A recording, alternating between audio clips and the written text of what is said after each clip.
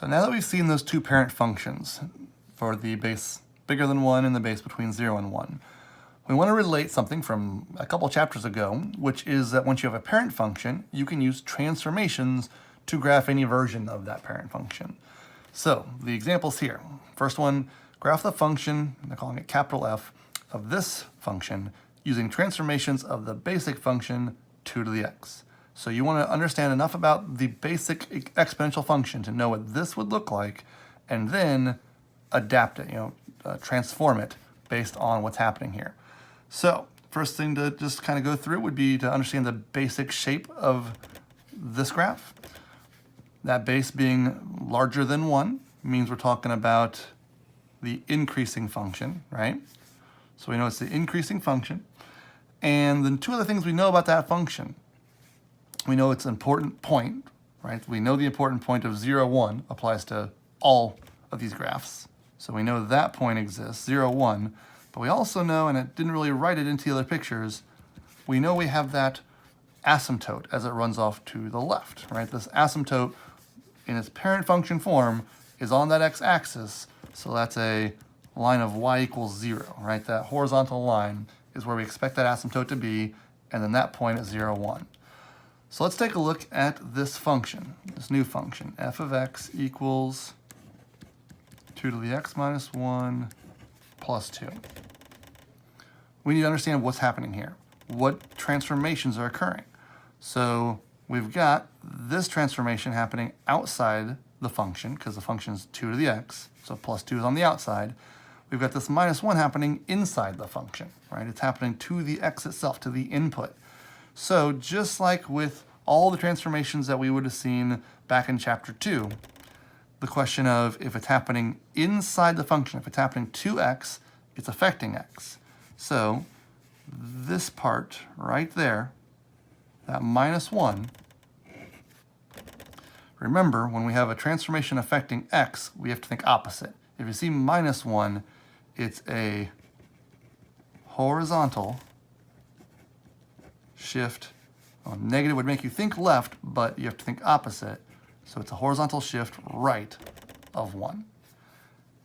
Now this plus 2 on the outside, we said things outside the function affect the y, so this is a vertical shift, and it does what you would think it would do. A plus 2 will shift it upward 2.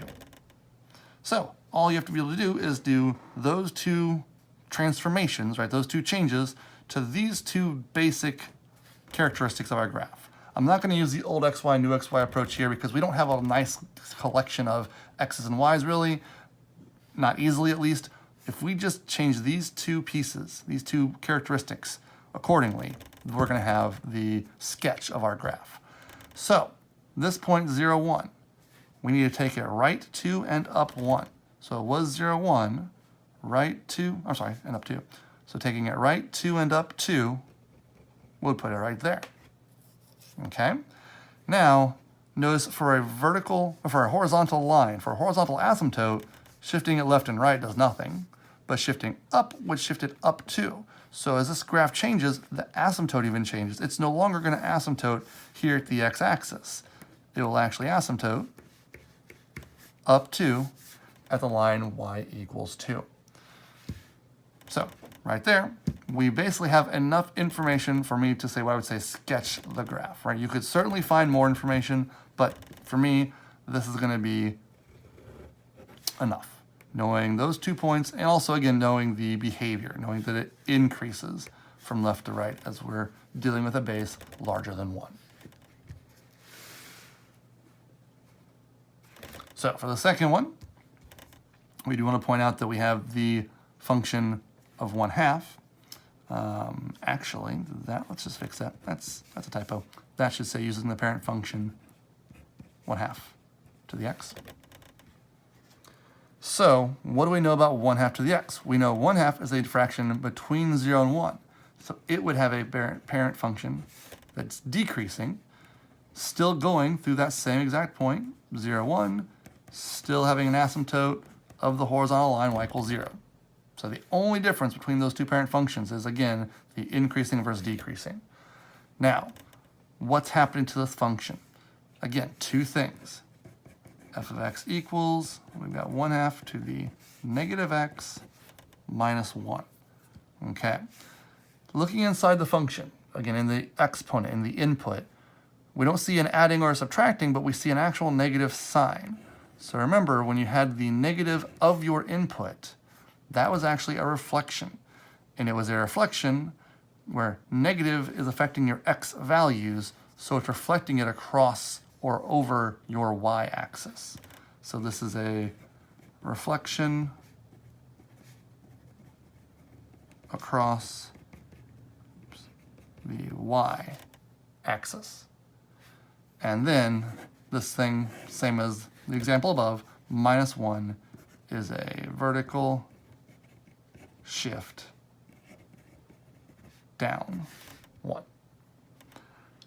So again, this information here, we need to have these transformations occur. Now, with this point being 0, 1 being on my y-axis, if I'm reflecting it across the y-axis, that doesn't even move. But it's simple enough to see if this is your shape, if it was decreasing as you went from left to right in its parent function form, right? The 1/2 base would be a decreasing function. If I want to reflect that across the y, that means all of this flips over the y-axis, and it's now over here.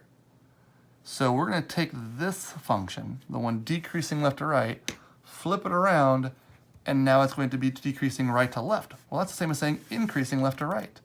This right here is going to have the exact same shape as our base exponential function with a base of a value bigger than 1. And in fact, if you go back and look at the chart on the previous page, you'll even see where it says that the 1/2 to the x was the same as 2 to the negative x. And so that same idea, that same approach can be used to say that 1/2 to the negative x is the same as 2 to the positive x. You're taking a 1/2 base and you're flipping it over. You're reflecting it across that y-axis. So we've got that point 0, 1. All we need to do to it is shift it down 1, because again, this reflection doesn't affect it at all. So shifting it down 1 would put it there. The shift down 1 would also shift the horizontal asymptote, moving it down 1 to a y equals negative 1 line. I'll just write that there. It's our line y equals negative 1. But again, our original parent function for this was a decreasing function, but we flipped it over the y-axis, so it went from a decreasing function to what's now considered an increasing function as we go from left to right.